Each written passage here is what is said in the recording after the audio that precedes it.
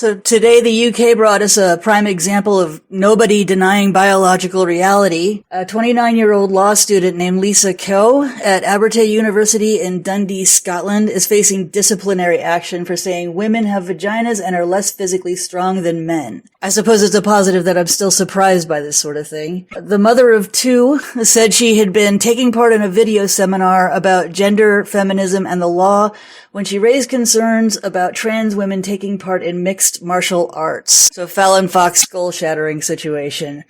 After telling her classmates that a woman who had testosterone in her body for 32 years would be genetically stronger than the average woman. That's really confusing.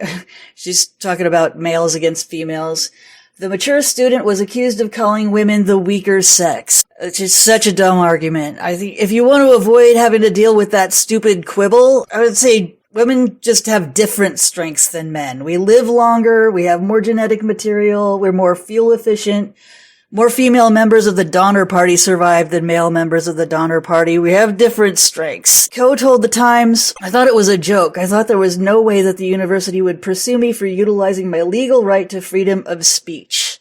She must not spend much time on social media. Following the debate, in which Ms. Coe claims she was muted by her lecturer, the mature student was met with a flurry of abuse from her fellow classmates. So cool. Her voice is muted and then everybody else gets to pile on and insult her.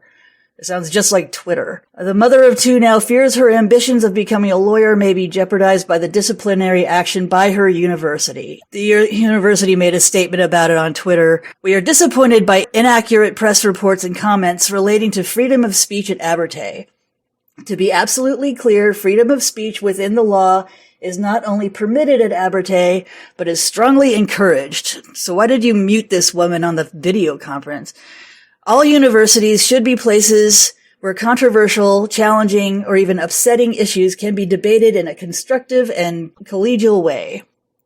Just the idea that saying women have vaginas is challenging or upsetting. The university does not comment on student disciplinary cases and is duty-bound to investigate any complaints received.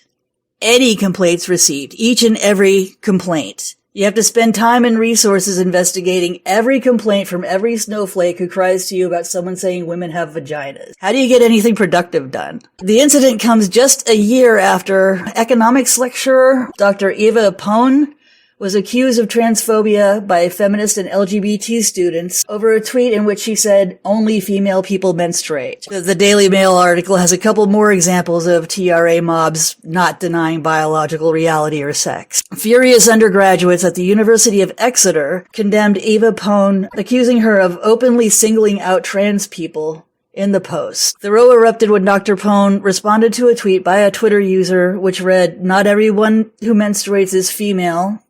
Yes, they are. "Not everyone who is female menstruates. Duh. Let's shift our language." The lecturer who strongly denied accusations of transphobia wrote back, "Only female people menstruate. Only female people go through menopause." Right. Only A can be does not equal all A can be.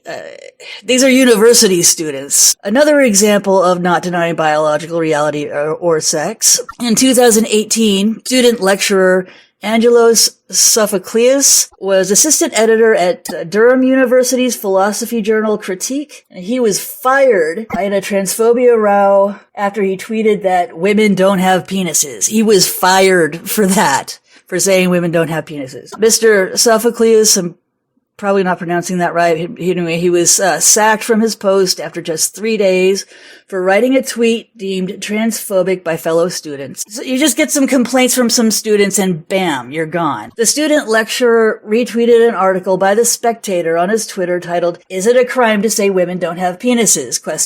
with the comment, "RT if women don't have penises." I'd love to see some cases like this in the US where they can be held up to the First Amendment. Last March at the University of Rhode Island, there was a lawsuit to fire a professor named Donna Hughes for saying humans can't change sex and that the left is denying science by insisting otherwise. Hughes won the lawsuit, or won the case on First Amendment grounds because the University of Rhode Island is publicly funded. I'd love to see more of that. I want to see federally funded homeless shelters turn away a male, insisting he identifies as female. to see if the government will punish them for saying out loud who they can recognize as male. If anybody working at a homeless shelter has the fortitude to do that, more of that, or just more of these university cases. I want to see people win the cases and challenge this nonsense.